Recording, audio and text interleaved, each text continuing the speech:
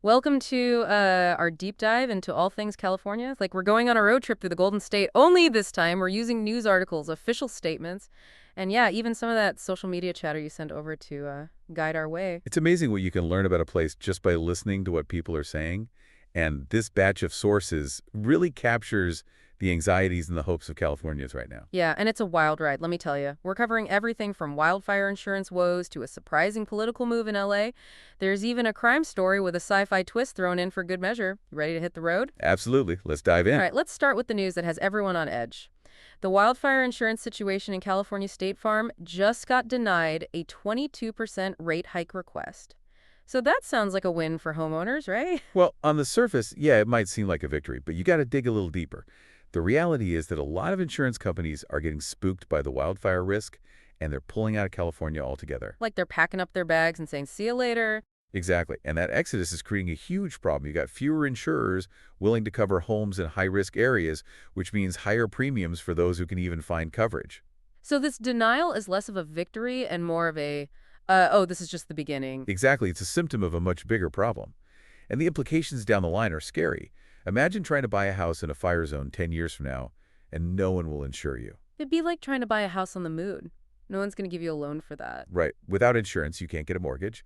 And if you can't get a mortgage, then property values could plummet.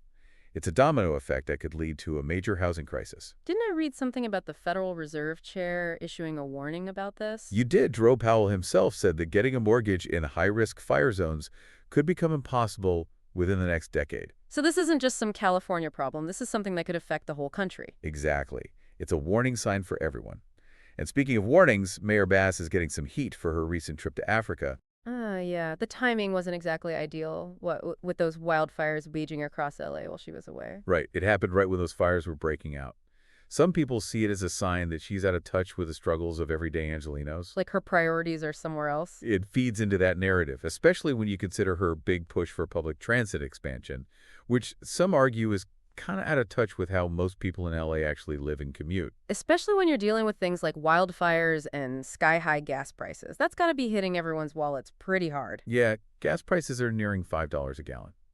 And that's not helping matters. So what's driving the surge? Is it just the usual refinery maintenance stuff? That's part of it, but another big factor is California's new low-carbon fuel standards. They're aimed at reducing emissions, which is great, but it's also pushing up prices at the pump. So it's like a double whammy for Californians: high housing costs, soaring gas prices, and the constant threat of wildfires. It's definitely a challenging environment, and it all ties back to those larger forces we're seeing everywhere: climate change, economic instability, and political polarization. It's like a perfect storm brewing. And to add to the unease, there's been a lot of anxiety in immigrant communities lately, especially after that story about a Korean-American man with a green card being deported. Yeah, that case really shook people up. It's hard to fathom how someone who's considered a permanent resident could face deportation. It makes you wonder if anyone is really safe. It's a reminder that a green card isn't a foolproof guarantee.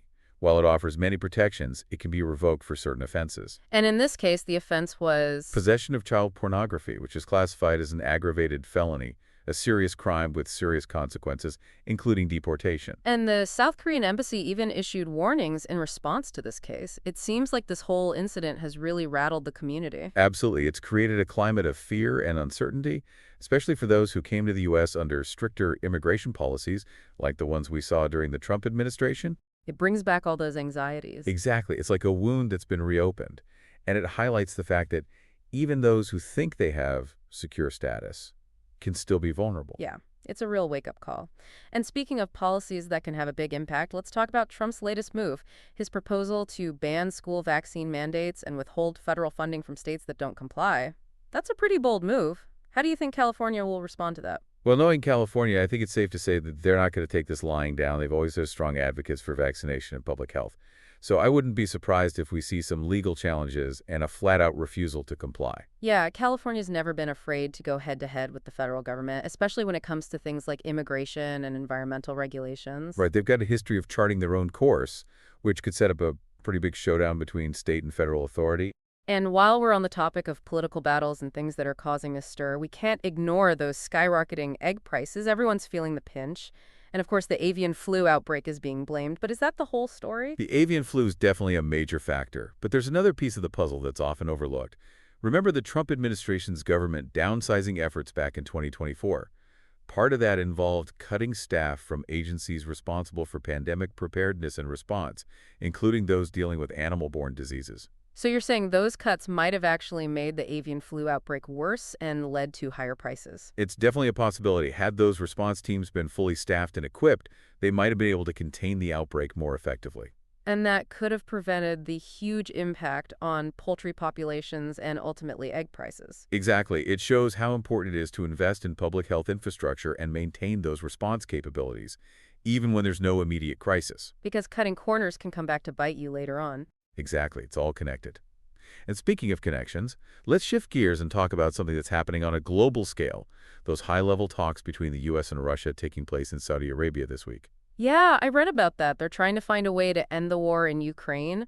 But the fact that these talks are happening in Saudi Arabia, of all places, that's pretty interesting. It is Saudi Arabia taking on this mediator role. It's a sign of their growing influence on the world stage. And it also suggests that the U.S. might be willing to work with countries that have a less-than-perfect human rights record, if it serves their strategic interests. Realpolitik in action. Exactly. And then there's the fact that Ukraine isn't even at the table for these talks. Yeah, that's got to sting a bit, being left out of discussions about your own fate.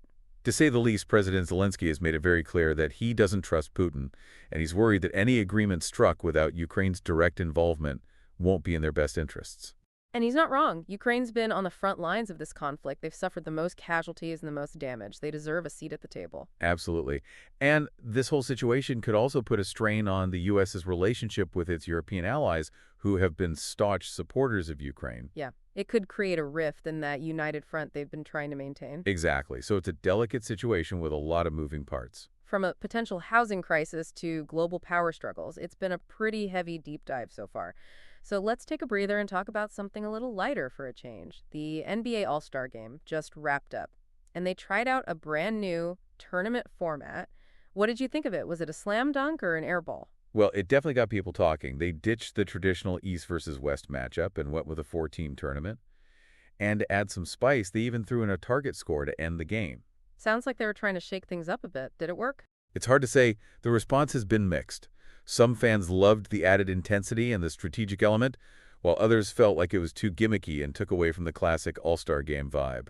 I guess you can't please everyone. It's like they're trying to find a way to keep things fresh and appeal to a younger audience who are used to constant stimulation and new formats. Yeah. The world of entertainment is changing fast, and traditional sports leagues are having to adapt to keep up. Absolutely. It's survival of the fittest. And unfortunately, we have to end our deep dive on a rather somber note with that tragic murder case in Las Vegas where the suspect is claiming aliens told him to kill his father. Yeah, it's a truly heartbreaking story.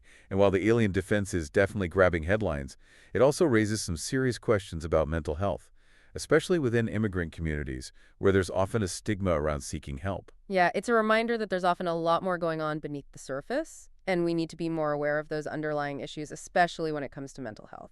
Absolutely. And it's so important to create a space where people feel comfortable seeking help without fear of judgment or shame, especially in immigrant communities where there could be a lot of cultural barriers. Yeah, it's a complex issue, and it seems like California, which is often seen as this beacon of progress and innovation, is also dealing with a lot of these very human challenges. It is. It's a microcosm of what's happening all over the world, from wildfire insurance to housing crises to political shakeups and even global power struggles. California's facing it all. And it makes you wonder if what we're seeing in California is a preview of what's to come for the rest of us. It's definitely a possibility. California's often been a trendsetter, so it's worth paying attention to what's happening there and trying to learn from their experiences, both the good and the bad. Yeah, it's a reminder that we're all connected and the choices we make can have ripple effects far beyond our own borders. Absolutely.